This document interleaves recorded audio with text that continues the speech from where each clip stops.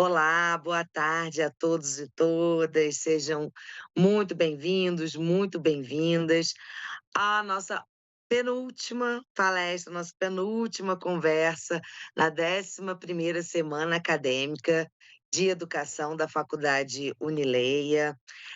Falei hoje aqui de manhã, mas volto a repetir, parabéns aos alunos, às alunas incansáveis desde segunda-feira, fazendo presente, né, curtindo, participando no chat, fazendo pergunta, fazendo comentários, né, os que não podem, claro, participar aqui ao vivo, todas as gravações, ficam aqui no canal da Faculdade Unileia, então podem assistir mais tarde. Falem com os colegas de vocês que não puderam assistir ao vivo, mas falem que eles podem assistir depois, fica tudo gravadinho aqui no canal. Também vocês podem compartilhar com pessoas que não são da faculdade, naquele grupo da família, né? Fiquem à vontade, deem seu like também, isso é muito importante para a gente saber se vocês gostaram, se vocês curtiram da semana. Eu sou a professora Luciana Lamblé, sou uma mulher de 41 anos, branca, tenho cabelo cacheado na altura dos ombros, mas agora eles estão presos num coque, tenho piercings no nariz e na orelha, tenho tatuagens, mas, estão cobertos, eu estou de casaco, um casaco listrado, rosa, bege e branco. Atrás de mim está a parede da minha casa com 3 quadros que são cenas de filmes, mas estão desfocados. Então, como eu disse, temos a palestra da professora Thalita Campelo. Thalita, muito obrigada, muito feliz de estar aqui com você novamente. A palestra intitulada Uma Introdução sobre Termos, e Tecnologias de IA, né, de inteligência artificial, na relação com a pedagogia. E mais tarde, importante lembrar, nós teremos a última palestra da nossa semana de educação, às 19h30, com a professora Luciana Mendonça, coordenadora do curso de pedagogia, palestra intitulada Educação Ambiental como componente curricular obrigatório, inspirações educacionais brasileiras. Lembrando que quando faltarem 20 minutos para o encerramento da palestra da professora Thalita, nós vamos disponibilizar o formulário para constar a presença de vocês.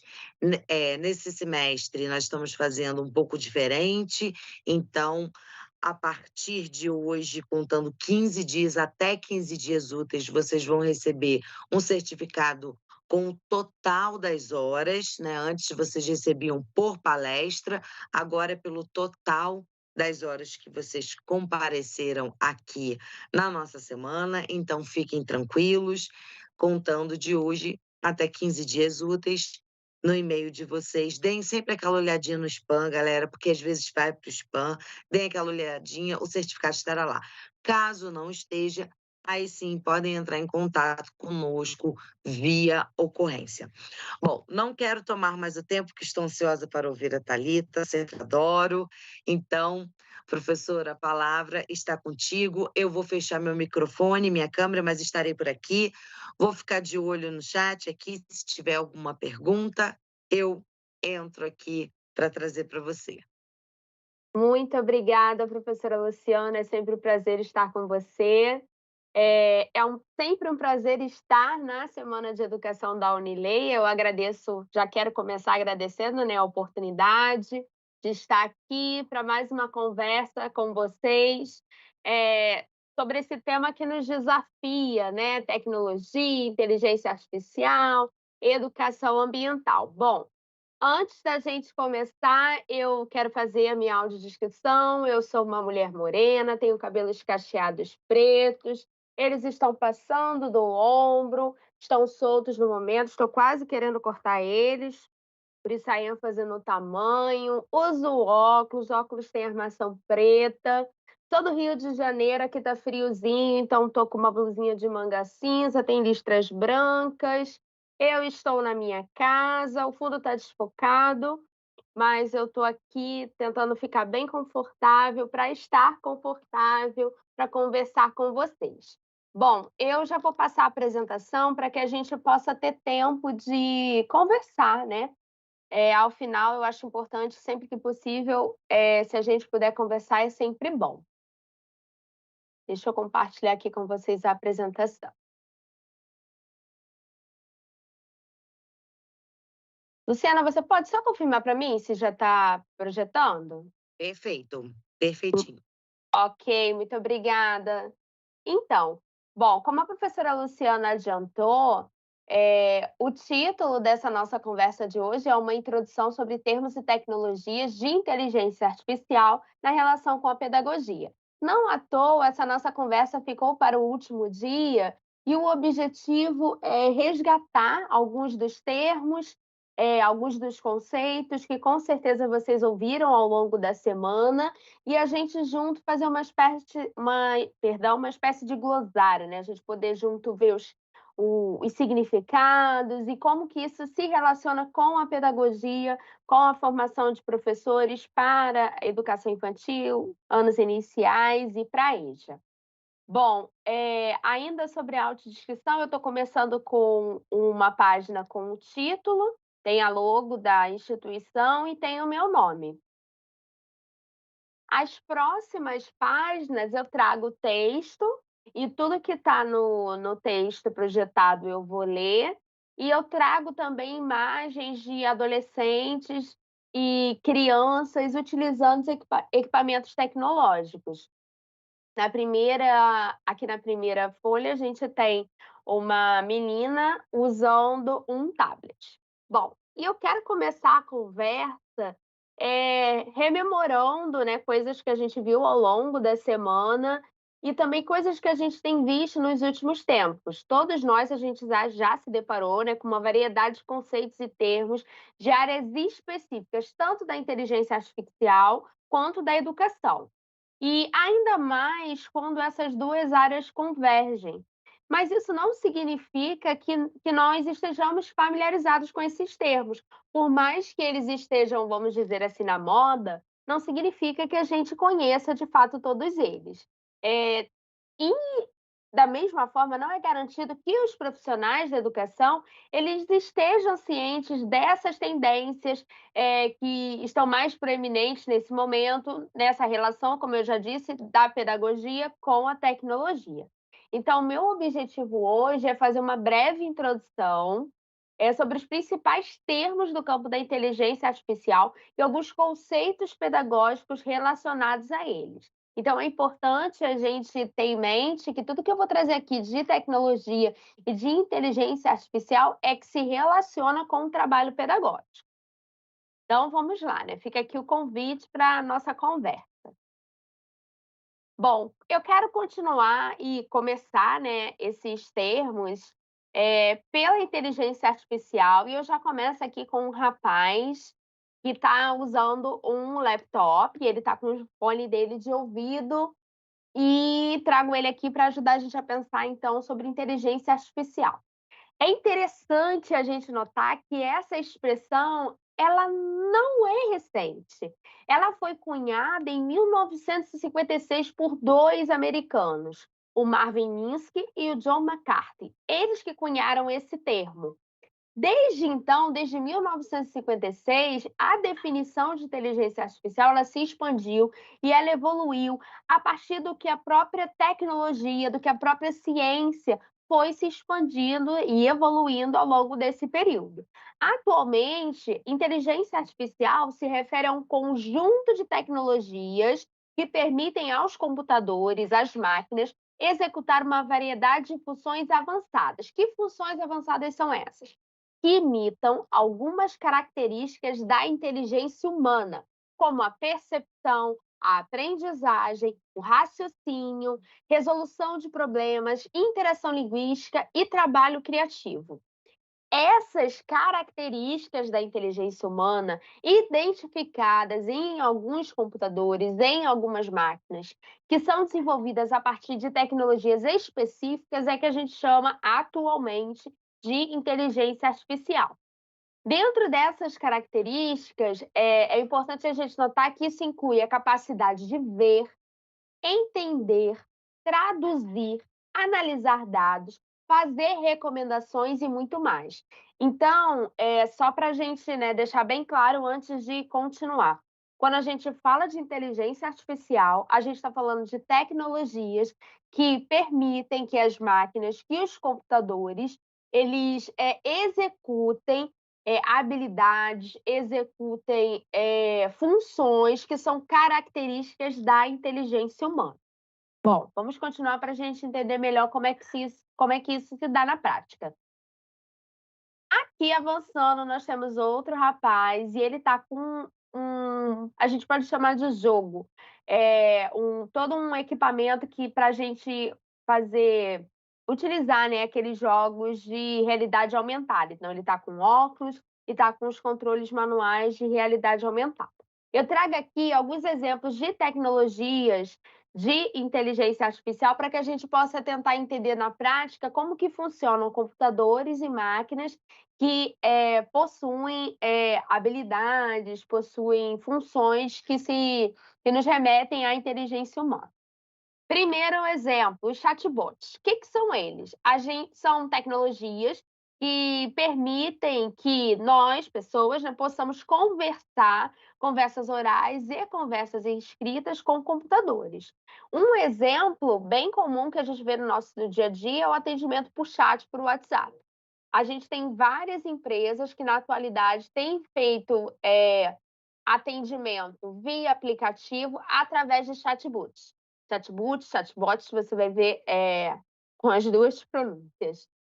E a inteligência artificial, a tecnologia usada nesse tipo de inteligência artificial permite que o computador ele analise a nossa pergunta ou o nosso comentário e, a partir dessa análise, ele elabore uma resposta.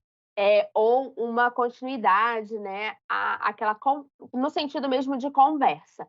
É diferente daqueles atendimentos virtuais que já tem aquelas opções padrões de numerozinho e você vai clicando. A gente está falando de atendimentos virtuais em que há simulação de conversa. Se você estiver ali distraído, você inclusive acha que está conversando de fato com algum atendente humano, mas é um atendente virtual. Outro exemplo é a visão computacional, que a gente vê também na literatura como VC, e se refere a imagens e entradas visuais. Um exemplo são os carros automatizados. Nós já temos, até não em larga escala, no sentido comercial, né, mas a gente já tem alguns sendo comercializados, é uma tecnologia que já vem sendo testada há bastante tempo, ainda não é acessível, mas é um exemplo que fica mais claro para a gente entender, que são os carros automatizados, que são aqueles carros que funcionam como num piloto automático e o motorista não é um motorista, ele é um passageiro como os outros e ele não tem ali a função de comandar o carro. E aí, como que o carro ele consegue então ali se conduzir ali na estrada? Através de tecnologia de inteligência artificial que permite que ele capte as imagens ao redor e faça uma interpretação dessas imagens ao redor e, a partir dessa interpretação, ele tome decisões. Tudo isso, gente, em fração de segundos, como uma pessoa, um motorista humano faria, né? A gente, quem dirige, sabe, a gente sempre usa essa expressão, que a gente dirige para a gente e para os outros, que a gente tem que estar ali o tempo todo com um olhar atento no nosso próprio carro, na estrada à nossa frente, nos outros motoristas. E a tecnologia de inteligência artificial da visão computacional permite que os computadores captem as imagens, tenham, né, entradas visuais, interpretem e, a partir dessa análise, dessa interpretação, tomem decisões rapidamente. Outro exemplo de tecnologia de inteligência artificial é o processamento de linguagem natural, que você também vai ver como PLN.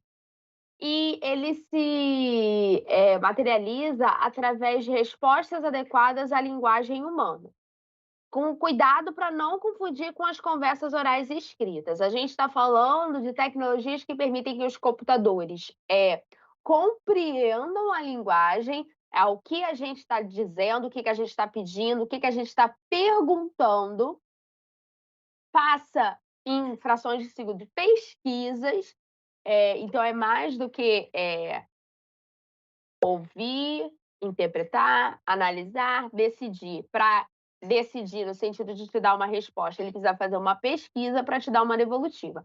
Um bom exemplo é a navegação por satélite.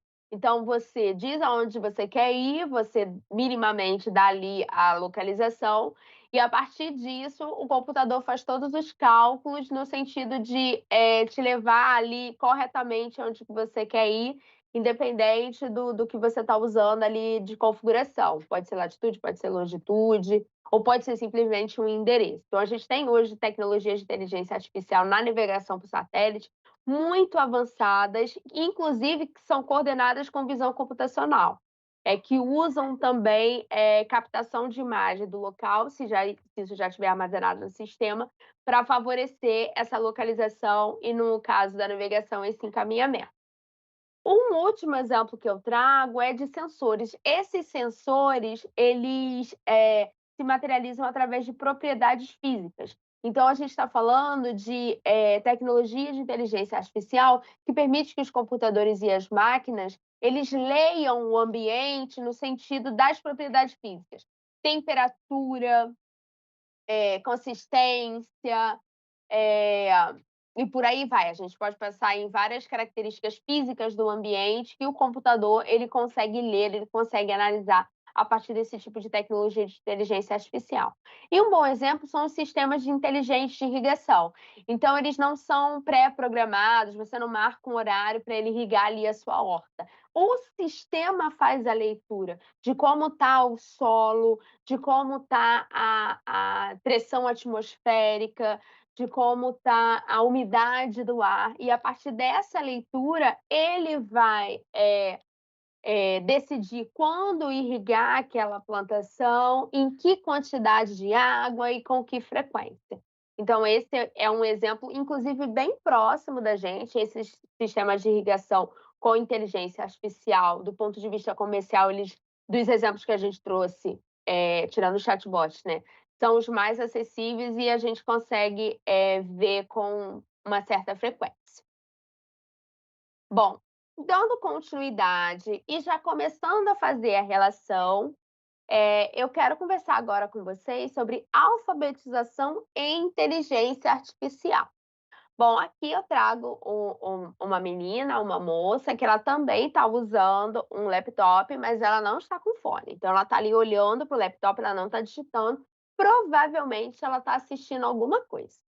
Bom, o que a gente precisa entender em relação à alfabetização e inteligência artificial, já que agora a gente entendeu o que é inteligência artificial, eu quero discutir com vocês alfabetização nesse sentido, o que uma coisa tem a ver com a outra. Bom, é defendido na área, muitos autores, muitos teóricos da área da tecnologia e da pedagogia voltada para a tecnologia, eles defendem que é muito importante que as pessoas, de um modo geral, elas possam compreender o impacto da inteligência artificial, o que essa tecnologia pode, o que ela não pode fazer, quando ela pode ser útil, quando o seu uso deve ser questionado, ou seja, quando o seu uso pode ser condenado, inclusive, e de que maneira ela pode ser direcionada para o bem público. Para que nós, né, as pessoas em geral, a gente consiga compreender isso, é muito importante que a gente alcance um determinado nível de competência em relação à inteligência artificial. Isso inclui conhecimento, compreensão, habilidades e orientações de valor. Então, a gente precisa conhecer a inteligência artificial, no sentido de minimamente compreender o que é e como que ela pode ser utilizada na sociedade. Numa outra perspectiva, a gente precisa fazer análise da inteligência artificial e das suas tecnologias numa perspectiva crítica, fazendo uma análise dos prós e dos contras, das possibilidades e dos limites, sempre pensando na questão de valores no sentido ético, né? Como que isso pode ser bom para a sociedade, como isso pode ser prejudicial também. E habilidades no sentido de minimamente, a gente conseguir usar, né, se valer positivamente da inteligência artificial no nosso cotidiano.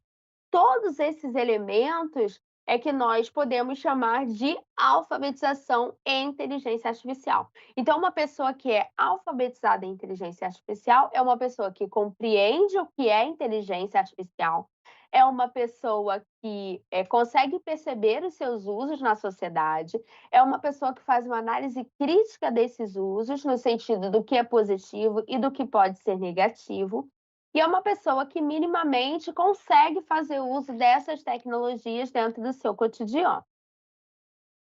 Bom, pensando na alfabetização em inteligência artificial como uma necessidade, como algo que tem se tornado cada vez mais importante no contexto atual, em que a tecnologia, em que as tecnologias, elas fazem parte do nosso cotidiano e muitas vezes a gente nem compreende do que se trata. Uma questão muito importante nesse sentido é a educação baseada em competências.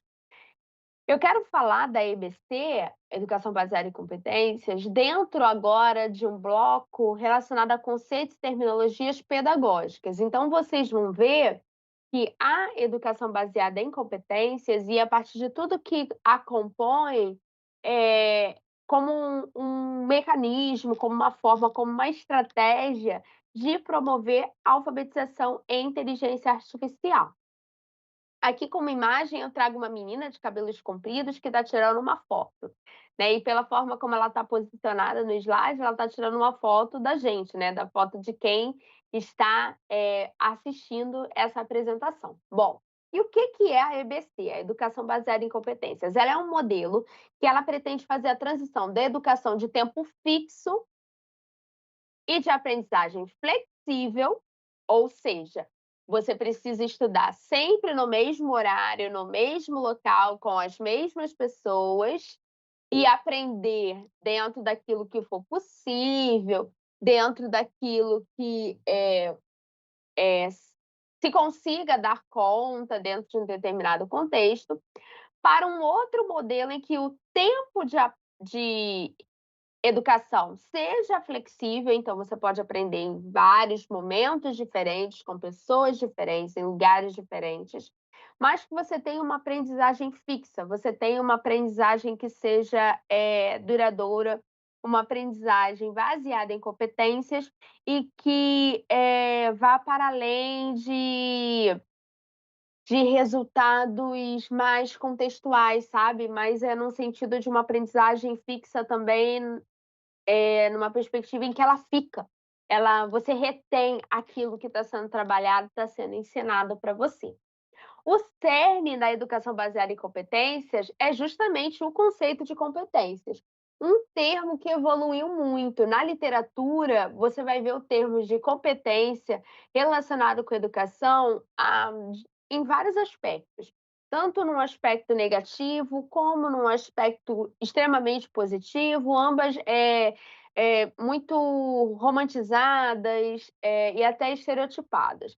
O que a gente vê mais atualmente é a ideia de competência relacionada à mobilização de conhecimentos, habilidades, atitudes e valores para atender demandas complexas.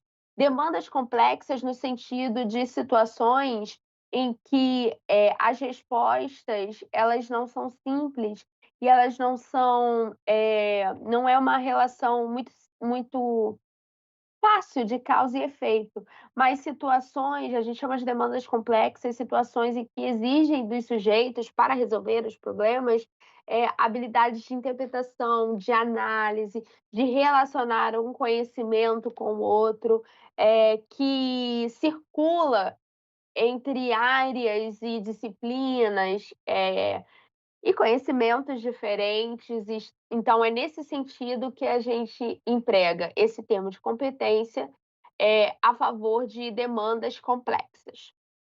Geralmente, as competências pretendidas, né, dentro de um currículo, elas são expressas por meio de resultados de aprendizagem. A gente vê esse termo, resultado de aprendizagem, como uma modificação da expressão que a gente usava anteriormente, que era objetivo de aprendizagem. E por que que atualmente, dentro da lógica, né, da educação baseada em competências, a gente fez essa troca? Objetivo de aprendizagem estava muito mais ligado nas ações e realizações dos estudantes. Então, a gente tinha. Ah, não, perdão, me confundi aqui, gente, perdão. O objetivo de aprendizagem, ele está muito mais ligado no professor, né? O que o professor espera que aquele aluno aprenda sobre determinado conteúdo. E resultado de aprendizagem está focado nas ações e realizações do estudante. Foca também no trabalho do professor, mas não somente nisso, né? Então, o trabalho do professor, ele só vai ser um resultado de aprendizagem se a gente consegue ver ações e realizações dos estudantes, tá? Então, só reforçando, né, porque eu tinha trocado no início. Resultados de aprendizagem é um termo usado mais atualmente para expressar aprendizagens que vão para além da ação do professor, mas a ação do professor que vai ser manifesta, que vai ser visualizada, que vai ser percebida nas ações e nas realizações dos estudantes. Bom, quais são as estruturas e as bases da educação baseada em competências? Bom, ilustrando aqui, eu tenho uma menina, outra menina, e ela está também assistindo algo no tablet, ela também está sem fone, então provavelmente é algo bem visual. Bom, então vamos lá, quais são essas bases? Construtivismo, construcionismo, cuidado para não confundir, é parecido. Pensamento computacional e design thinking, ou fazer design, né? Fazer desenho, fazer modelo, modelagem. Então vamos lá. O construtivismo, ele se aplica às maneiras pelas quais o conhecimento ele é construído através de interações entre as pessoas e os ambientes, sejam eles físicos, culturais, institucionais ou sistêmicos. Então, uma das bases principais da educação baseada em competências é que o conhecimento ele é construído a partir de interações, interações com outras pessoas e interações com o ambiente. O construcionismo é uma filosofia. Então, se o construtivismo é uma teoria da aprendizagem, o construcionismo é uma filosofia. E essa filosofia ela defende que os estudantes aprendem melhor por meio da aplicação do conhecimento em projetos. E esses projetos, eles precisam ter algum tipo de interesse pessoal desses alunos. Esses alunos, eles precisam se ver motivados, interessados nesses projetos. Então, o construcionismo, ele se relaciona com o construtivismo. Então, ele parte dessa perspectiva de que a aprendizagem ela se constrói na interação com as pessoas e com os ambientes. Mas ela se desenvolve melhor quando essa construção, essa interação, ela se dá em projetos que partem do interesse pessoal dos estudantes. Outra base importante é o pensamento computacional. E ele se relaciona com uma série de processos que são mentais e que são físicos também, que são realizados para construir uma solução digital para um problema. Então, quais são os passos? Identificação do problema, a divisão desse problema em partes, construção e assimilação de possíveis soluções, teste dessas soluções, refinamento desses resultados desses testes para que a gente possa apresentar ali uma resposta para aquele problema. Vocês da Unileia, vocês desenvolvem pensamento computacional principalmente nas disciplinas de projetos e práticas, em que vocês precisam desenvolver um OVA, né, um objeto virtual de aprendizagem, que atenda a uma demanda que vocês identificam na comunidade. E a partir disso, vocês elaboram uma solução digital. Vocês também vivem esse tipo de experiência em outros momentos do curso, mas nas disciplinas, projetos e práticas, isso faz parte, inclusive, do processo avaliativo.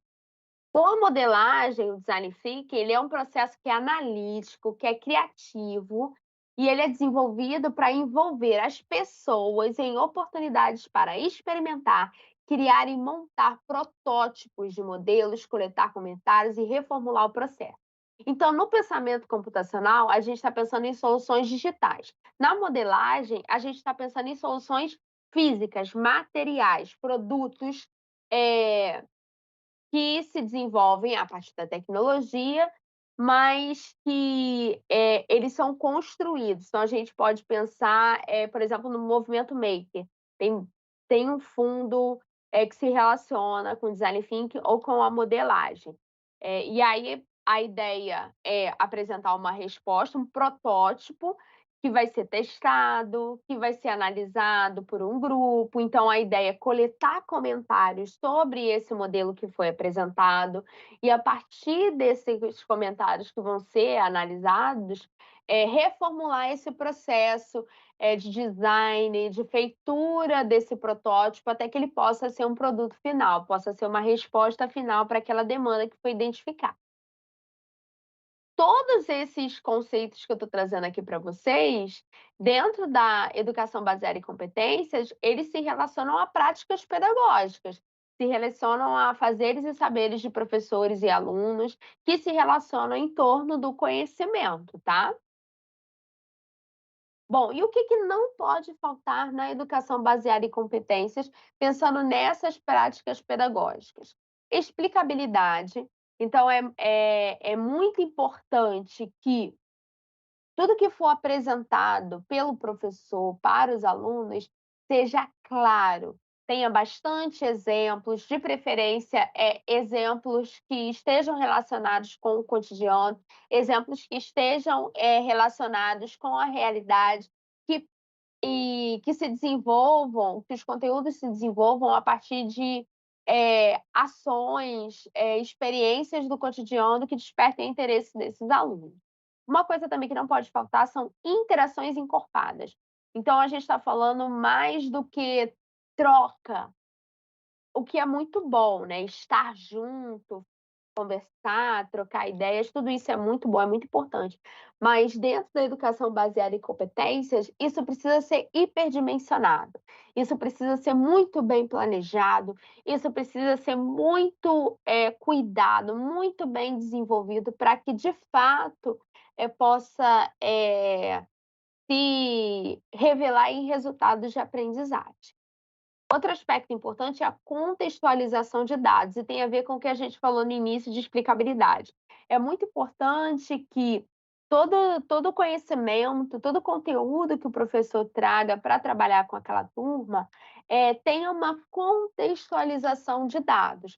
Então é importante trazer dados que contextualizem aquele conteúdo, aquele conhecimento a ser trabalhado, e dados que sejam de diferentes fontes e dados que possam, de alguma forma, se comunicar, se relacionar com o que a gente está vendo na atualidade. Então, a gente está falando também, de dados estatísticos? Estamos, mas estamos falando também de vídeos, estamos falando de músicas, estamos falando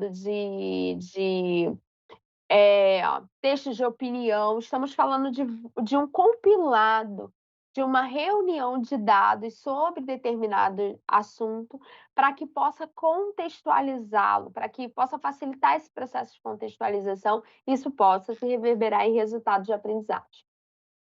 Outro aspecto muito importante na educação baseada em competências é que o conteúdo, o conhecimento, ele deve ser revelado gradualmente.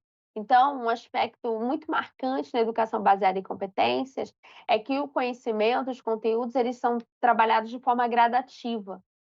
Não necessariamente do conteúdo mais fácil para o mais difícil, mas, sempre numa perspectiva daquilo que é necessário naquele momento para aquele grupo, para aquele aluno também individualmente, e como que isso, está sendo aprendido, está sendo desenvolvido. Quando a gente vê os resultados de aprendizagem, aí sim a gente passa para um conteúdo novo, para um conhecimento novo.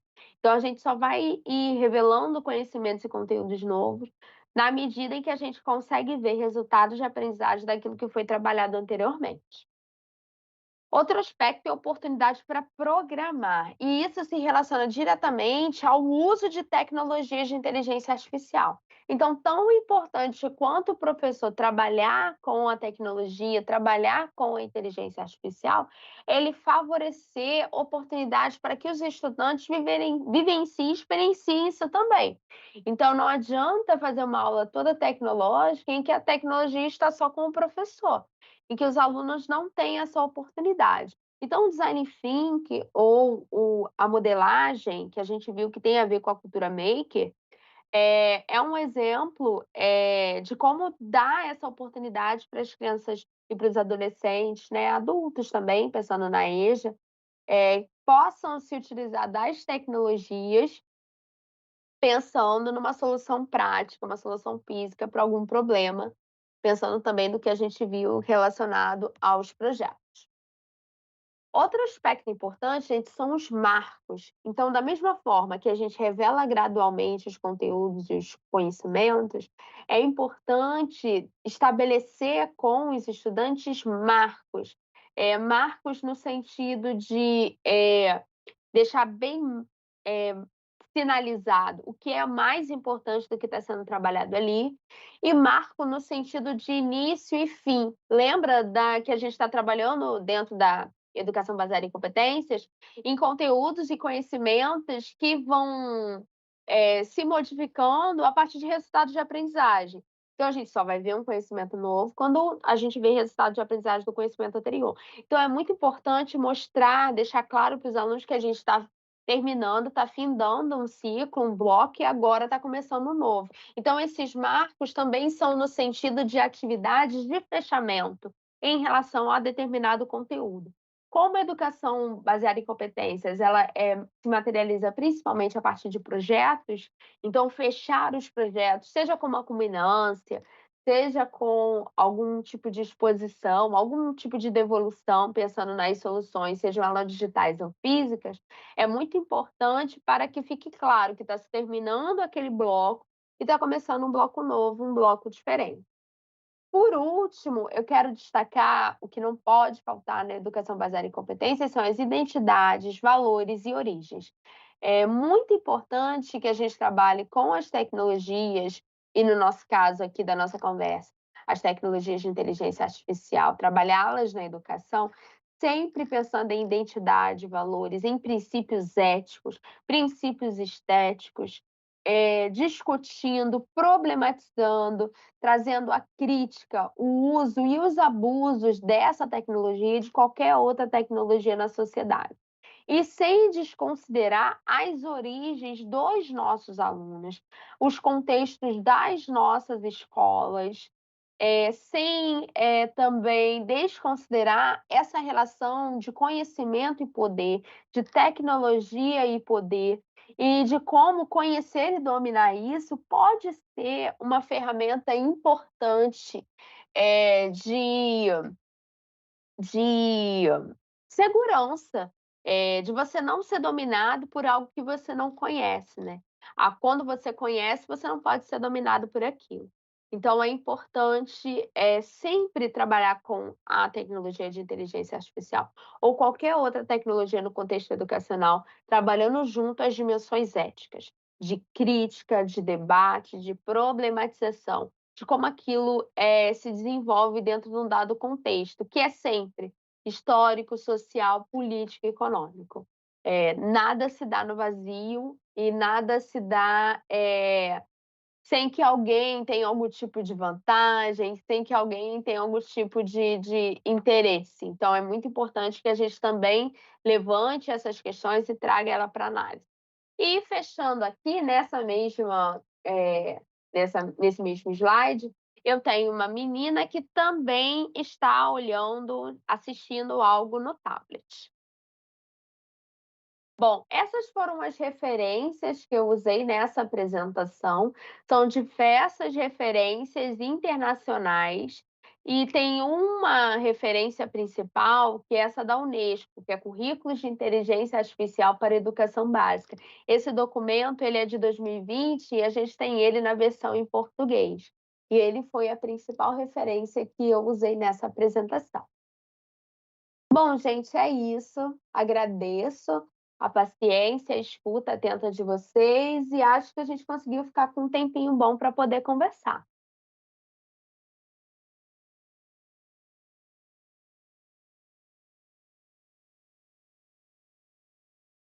Oi, Thalita, muito obrigada mesmo. Aqui tem o pessoal batendo palminhas, agradecendo. Nós temos alunos aqui da pedagogia, da gestão pública. A professora Luciana Mendonça também tá conosco aqui. Alunos de história também aqui. A gente agradece demais, sempre muito objetiva, clara e, né, didática nas suas explicações. Gostaríamos de saber se vocês têm alguma, ó, nota 1000, a Márcia falou aqui. Gostaríamos de saber se vocês têm alguma pergunta, alguma observação. Todo mundo Enquanto batendo a palminha. enquanto a galera se organiza, né, talvez alguém se anima, né, agradecer, né, o carinho devolutiva de vocês. Muito obrigada.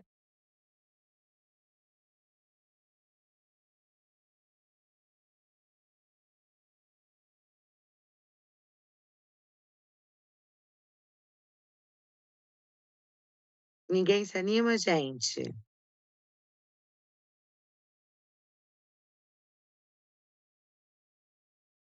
Vou considerar isso um elogio, Luciano. Todo mundo entendeu tudo. Linda, parabéns, maravilhosa explicação. Márcia, a Márcia falou o seguinte: Thalita, você acha possível desenvolver as metodologias ativas na creche?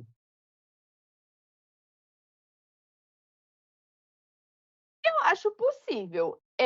Não tem ninguém mais ativo que o aluno de creche, né. Então, se a gente for para o sentido literal da metodologia ativa, que é aquele que parte do interesse do aluno, que parte da necessidade do aluno, e a partir do que o aluno está demandando, o professor ele vai, desenvolver o trabalho pedagógico dele, se a gente for nessa definição simples, né, gente, bem recortada aqui, de metodologia ativa, é possível sim, é super possível.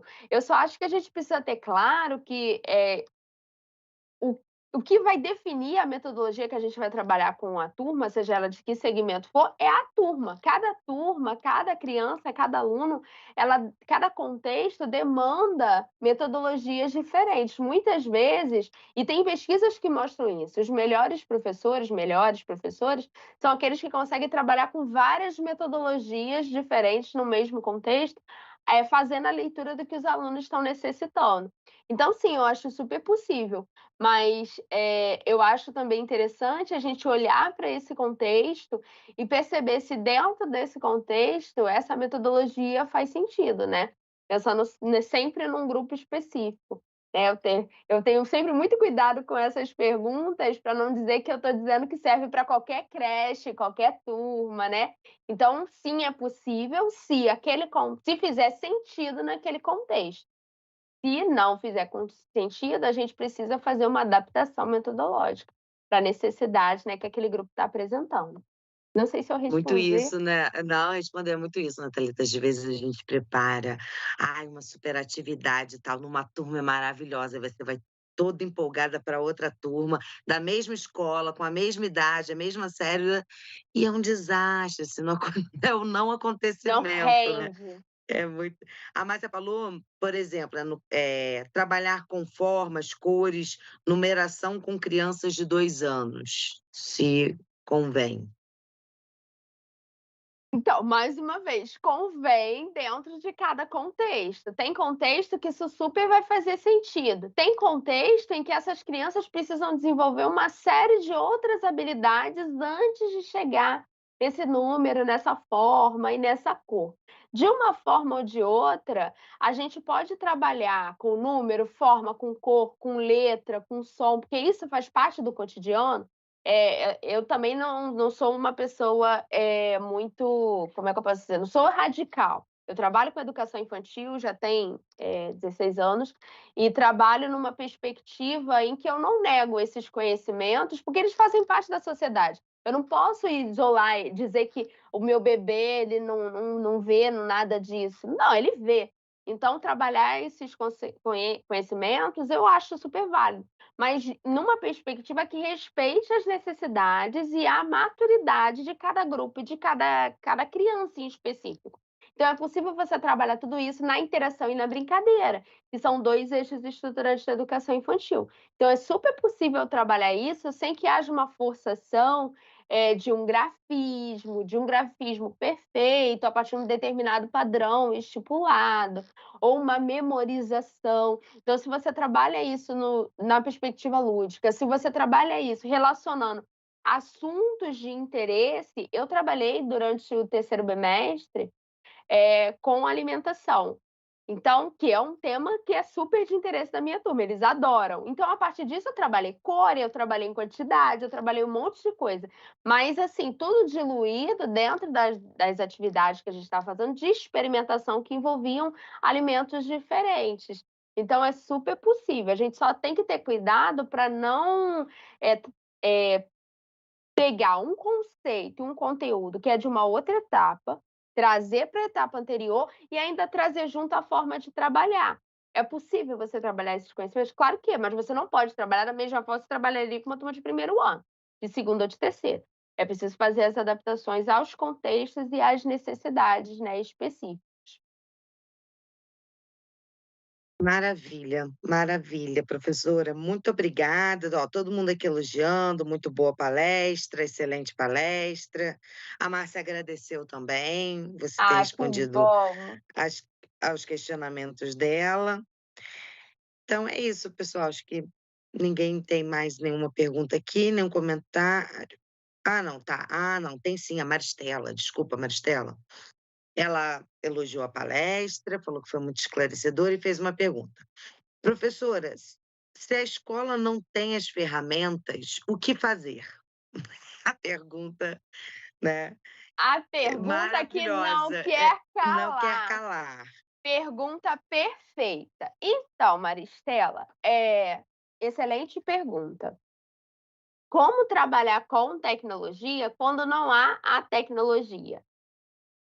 Excelente pergunta. Eu já trabalharia o fato de não haver a tecnologia. Lembra que a gente está falando da alfabetização e inteligência artificial como o conhecimento do que é e a análise crítica do que é, dos usos, dos prós e dos contras.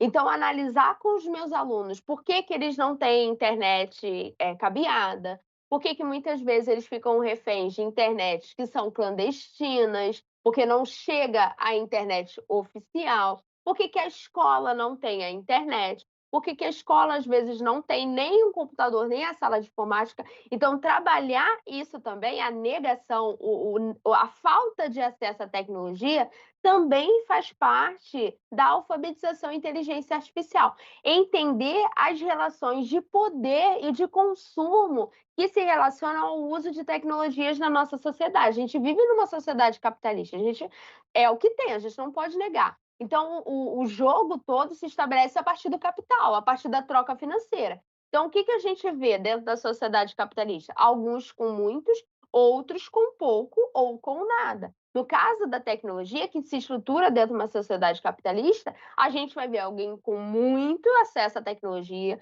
algum com pouquíssimo acesso à tecnologia e outros com nenhum acesso. Então, num contexto em que a tecnologia tem se tornado ferramenta de acesso a conhecimento, de produção de conhecimento, e de acesso a bens e serviços e de, ascensão financeira, obtenção de lucros, ter pouco ou ter nenhum é um problema, se torna um problema. Então, eu acho que assumir essa negação, assumir esse vazio, assumir esse não ter e partir daí para processos de discussão de análise crítica com os alunos é um excelente ponto de partida. Para além disso, de um modo geral, todos nós não, né? A maior parte de nós tem o telefone. O telefone é o mecanismo mais acessível em termos de tecnologia. Então, o fato da gente não ter o computador, o que é um problema, e eu já disse, a gente tem que problematizar isso com os alunos, não impede que a gente possa trabalhar com a tecnologia em uma outra perspectiva. Então, começar a partir do celular, especialmente com alunos de segundo segmento, alunos de ensino médio, que já levam o celular para a escola e transformar no que era um problema o celular lá, num aspecto positivo, trabalhar na produção, audiovisual, pesquisas, e etc. Um uso positivo dessa tecnologia é um aspecto agregador. Então, a gente pode pensar na só resumindo, problematizar o não ter, um excelente ponto de partida, e visualizar positivamente o que a gente tem, positivar e qualificar o que a gente tem e pensar como que a gente pode trabalhar isso de uma forma, agregadora para os nossos alunos. Não sei se eu respondi, não sei se faz sentido, mas pensando aqui junto com você, Maristela, né, o que eu faria nesse tipo de situação. Ai, Maristela, imagina, não precisa agradecer. Nós que agradecemos e parabenizamos a participação aqui. Isso, fique alegre, fique alegre. Ela falou que estava triste, eu tinha pulado a pergunta dela, realmente, Oh, isso. meu Deus! Mas agora está respondido. Muito bom, Maristela. E você arrasou na pergunta. O Magno falou assim: trabalha em uma creche da prefeitura e a escola integrada teve que contratar uma internet particular porque o município trocou a internet por uma bastante inferior. Ai, gente, isso é de cortar o coração do professor, gente. Corta o coração. Sérgio Costa perguntou: na visão da senhora, as escolas têm acompanhado essa dinâmica, esse detalhe de se ter essas tecnologias? Bom, o seu colega repete o que falou o exemplo da internet. Que a prefeitura colocou uma Esse, internet tão ruinzinha que a escola contratou, teve particular que uma internet melhor. teve que usar o dinheiro da verba para poder. Então, esse exemplo ajuda você, você que questionou como que as escolas estão acompanhando isso, principalmente as escolas da rede pública, como que elas estão acompanhando isso. Bom, as escolas da rede pública, elas dependem do poder público. Então, as escolas municipais dependem do que a prefeitura vai fornecer. As escolas estaduais, do que o governo vai fornecer, né, e as federais, daquilo que o governo federal vai fornecer. Então, isso é um limitador, porque nem toda rede ela tem, esse interesse, ela tem, essa investe nesse sentido. O que a gente vê, infelizmente, na maior parte das vezes, é uma escola ou outra em que eles investem muito, né, no município do Rio, a gente tem agora os GETs, nem sei como é que fala aquela sigla, né, que são os ginásios tecnológicos. Aí você vai ver um porquê super tecnológico. Então, assim, passa uma visão de que a rede toda está trabalhando nessa perspectiva, e não é bem assim. São polos muito específicos em que se investe e isso não alcança a rede toda. E aí a gente tem uma questão que a gente fica refém, da gestão pensando nos diretores, mas a gestão coletiva pensando nos professores também. Porque o exemplo que ele dá da internet é a escola pegando a verba que a escola recebe, que é para se manter, e tirando uma parte para pagar a internet. Então, havendo interesse e havendo possibilidade, que nem sempre vai sobrar verba, é possível que as escolas se organizem em projetos próprios, e que bom que a gente pode, cada escola, construir o seu PPP, né? E a partir da sua independência, da sua autonomia, dizer o que é mais relevante e importante para aquela comunidade, desenvolver trabalhos voltados para as tecnologias. Mas é isso, né, se não houver políticas públicas, tudo isso é para te dizer que, por mais que as escolas tenham interesse, percebam a necessidade e queiram investir nesse aspecto, se não houver políticas públicas que fomentem isso, a situação fica muito complicada, porque a gente fica a cargo da vontade pessoal, do interesse pessoal, da possibilidade financeira, o que é muito injusto e não ajuda ninguém na prática. Então, tão importante quanto cobrar dos professores, cobrar das escolas, é cobrar dos governantes políticas públicas que possibilitem, o acesso às tecnologias e o bom uso dessas tecnologias nas escolas. Por exemplo, mandar o computador, mas não mandar a internet, não resolve o problema. Ou mandar a internet e os computadores serem carroças, computadores horríveis, não ajuda. A minha creche tem internet. A minha creche só tem 2 computadores. Então não adianta a gente ter uma internet boa, mas se eu não levar o meu laptop para fazer minhas coisas com as crianças, eu tenho que não tem condição, porque é o computador da secretaria e o da direção, são os únicos que têm. Então a gente precisa cobrar políticas públicas que favoreçam isso. Respondi? É, a Márcia respondeu, ele agradeceu aqui, o Sérgio Costa. A Márcia levantou uma outra questão aqui, né, que também tem que considerar a perspectiva da escola sofrer violência, né, assalto por conta do roubo de computadores, impressoras. Aí o Felipe deu exemplo aqui, ó: "Na minha escola toda sala tem data show, só na minha sala que não tem", conta o Felipe. Ô Disseram que no Felipe, passado, há uns 2 anos, roubaram as fiações dos equipamentos. Hoje a sala tem até grade além da porta, né, então ainda tem essa questão, né. Aí ele depois ele complementa: "No geral, vejo que as escolas não possuem tipos de segurança para evitar algum dano, né, nas coisas que custam caro, de fato, né, custam caro, não é tão simples assim, né". Porque a gente pensa sempre a unidade, mas uma escola quantas salas tem, quantos alunos, quantos, né, etc, etc. Enfim, e aí é isso. Eu acho que encerramos, Thalita, acho que encerramos. Parabéns, pessoal, pela participação. Gostaria aqui de relembrá-los que nós temos uma última palestra, tá? Hoje, né, para encerrar com chave de ouro também aqui nossa semana acadêmica, a palestra da professora Luciana Mendonça, com o título Educação Ambiental como componente curricular obrigatório, inspirações educacionais brasileiras. Então a gente aguarda vocês às 19h30. Gostaria de agradecer muito o pessoal do estúdio, o Rodrigo, né, lá em Brasília, muito obrigada. Thalita, mais uma vez, obrigada. Pessoal, um beijo grande, até mais tarde. muito obrigada. Tchau, gente.